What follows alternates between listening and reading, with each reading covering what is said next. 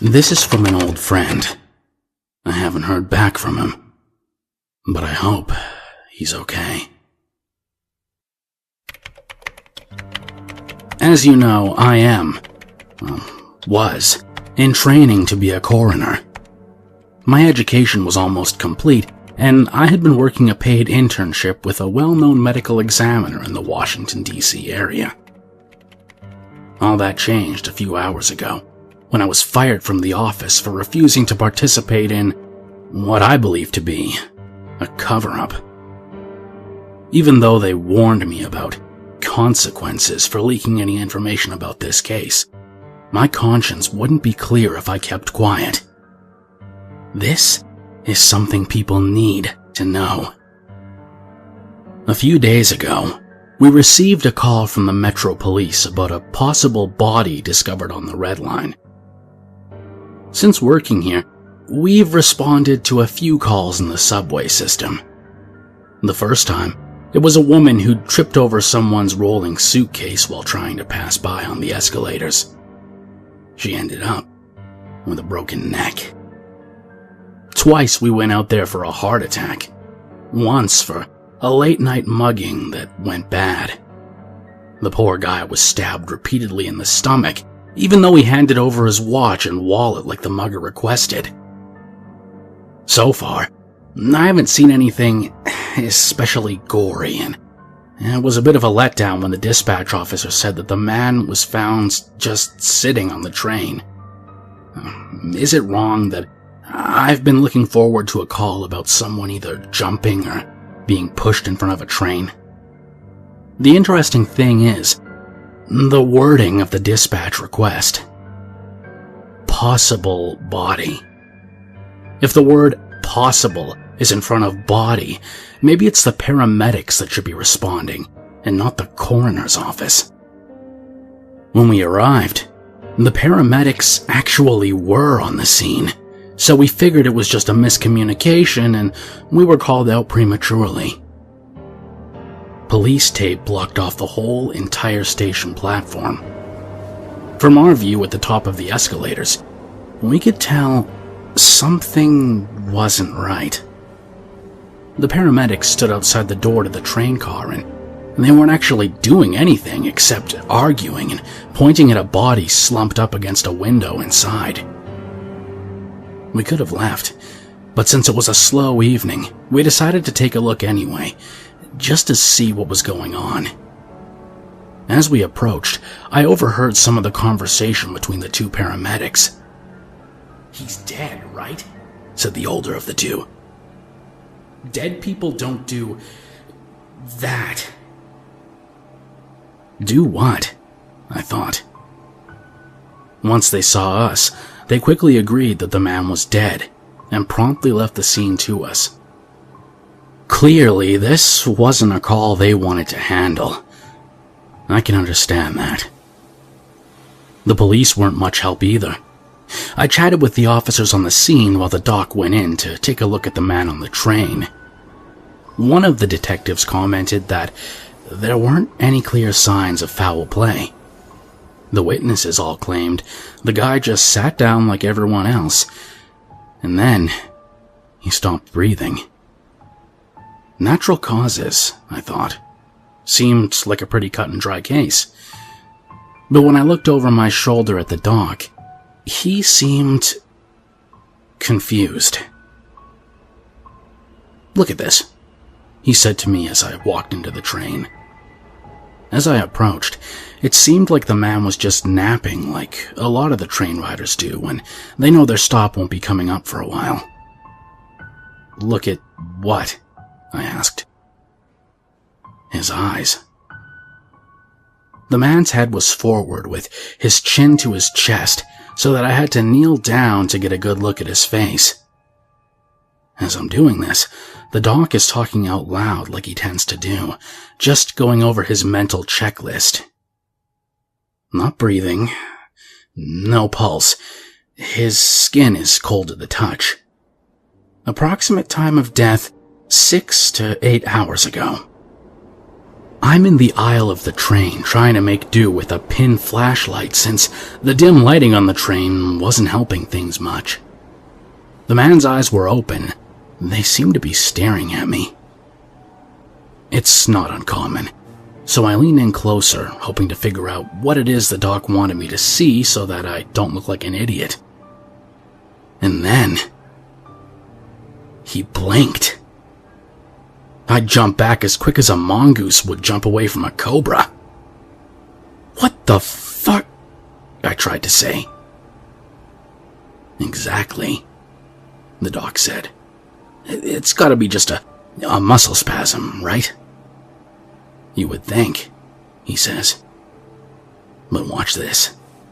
He grabs the guy by the hair and pulls his head back. With his other hand, he waves a finger in front of the man's open eyes, which then began to follow along as the doc moves his finger left and right. Then, the man looked at me and blinked again. "Have you ever seen anything like this before?" I ask. "Nope." "And he's dead." As a doornail. We let the officer in charge know that we couldn't determine the cause of death on site. A full autopsy would need to be performed to make any kind of determination. She made a note in the report that this body had a tendency to follow you with its eyes and occasionally blink. Off the record, she told me the whole case bothered her. The man, she said, didn't have any identification, credit cards, watch, jewelry, a phone, or even money. All they found on him was a train ticket and a napkin. Once we had him back at the office, we changed into our examination coveralls. I was asked to deal with his clothing. The man watched me the whole time as I stripped off his business suit. He even winked at me once. Also, a few odd things were noted about the clothing. First, he wasn't wearing any undergarments. Normally, people wear a t-shirt, boxers, or briefs, and socks. This guy wore none of those things, but for some reason, he had on 2 belts, one over the other. The doc switched on his tape recorder and then turned on the buzzsaw. I watched as he performed the Y incision, and I made a mental note of his perfect technique so that I could try and do it better next time. I'm telling you, the doc is a real artist. Next came the enjoyable cracking sound as the rib cage was pried open. All while this was happening, the man's eyes watched us. I could almost swear he was smiling, too. Over the next hour, the doc made notes as he did the exam. He handed me each organ to be weighed and cataloged. There was nothing strange or out of the ordinary about any of the internal organs. "Okay," the doc said. "Let's take a look inside his head. I want to see what's causing the eye movement. Listen, do you mind if we tape the eyes shut first?" I'm trying to remain as professional as I can, but the constant blinking is unnerving me. The doc didn't mind, so I took some suture tape and worked up the courage to manually close the guy's eyelids and tape them down. Immediately, they started moving fast. His whole face was convulsing and contorting itself, trying to break free of the tape.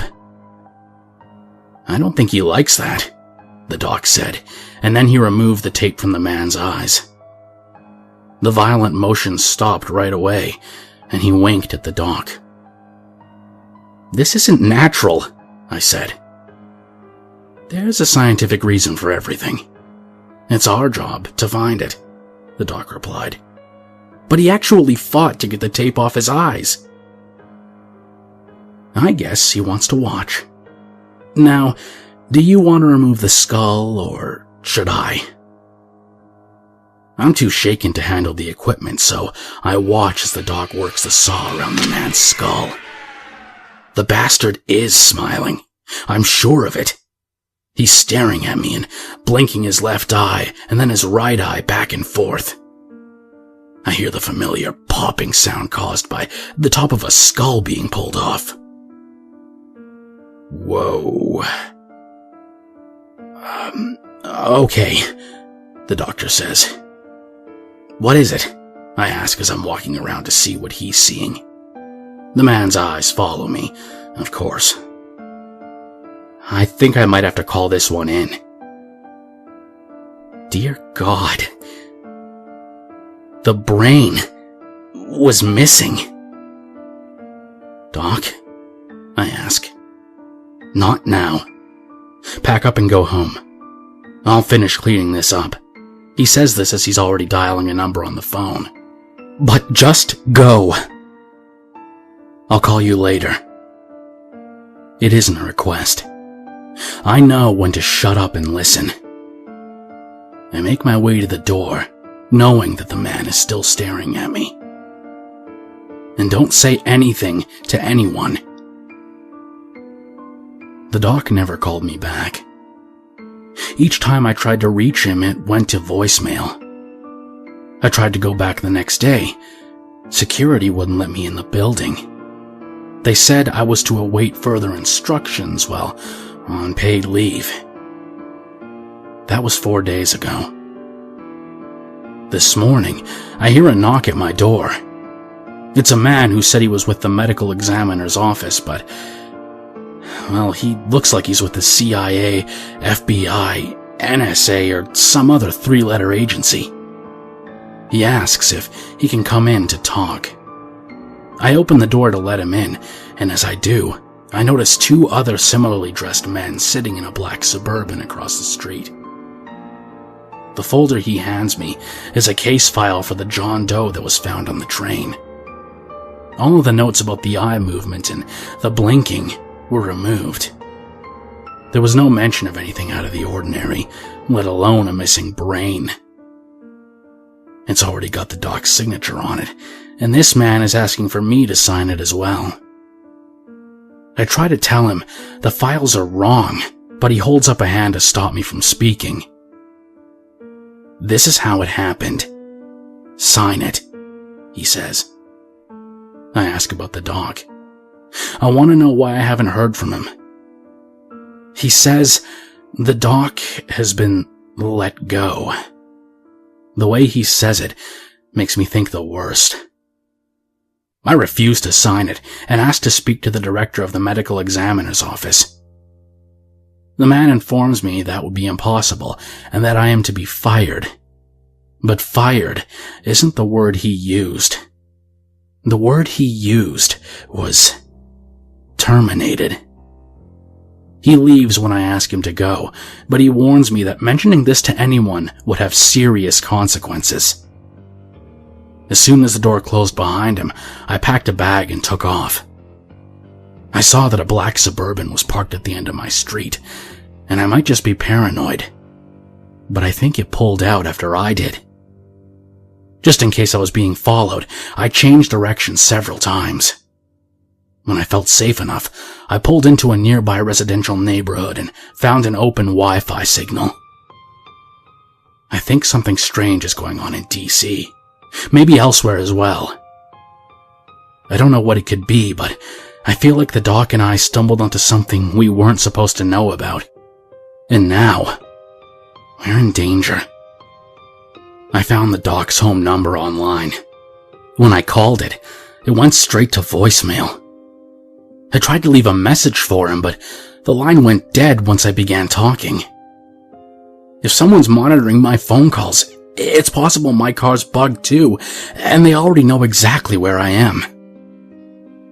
Again, maybe I'm just paranoid. Or crazy. Maybe there's a completely logical explanation for the Scarecrow corpse that stares and blinks and winks and smiles. I can't imagine how anything like that could exist. Or why. I'm scared. Really scared. I decided the only thing to do would be to write this and email it out to everyone I know.